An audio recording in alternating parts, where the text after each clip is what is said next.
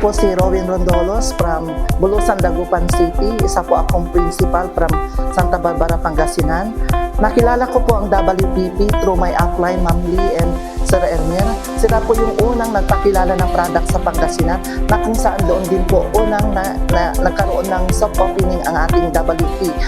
Nung naganap po yun noong June 15, 2024, first day pa lang po, marami na po naging member dahil sa second day po, nakita na nila po yung effect po ng product. Napakaganda po ng ating product, yung coffee at saka po yung chia seeds coffee at saka po yung Prebio Pure. Kung saan yung mga ibang nag-PM po, nakita nila kaagad yung kagandahan ng product. Yung isa po doon nagsabi na kinaumagahan, ang sarap ng tulog niya na dati-dati po ay hindi siya nakakatulog ng maayos.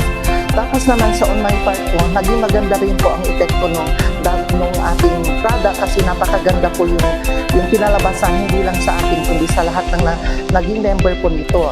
Thanks to Sir Chairman Danilo Ramos dahil pinakilala niya sa amin ang WP na kung saan ang dami-dami na pong natutulungan nito sa probinsya ng Pangasinan. At patuloy po itong lumalago at patuloy pong mas dumarami po ang naghahangad na mapabilang dito sa world premiere po. Ngayong 2025, plan po namin na mas lalo pa namin magkaroon ng paghataw at mas lalong paribangin pa po yung WP sa bayan at sa probinsya ng Pangasinan. Thank you po.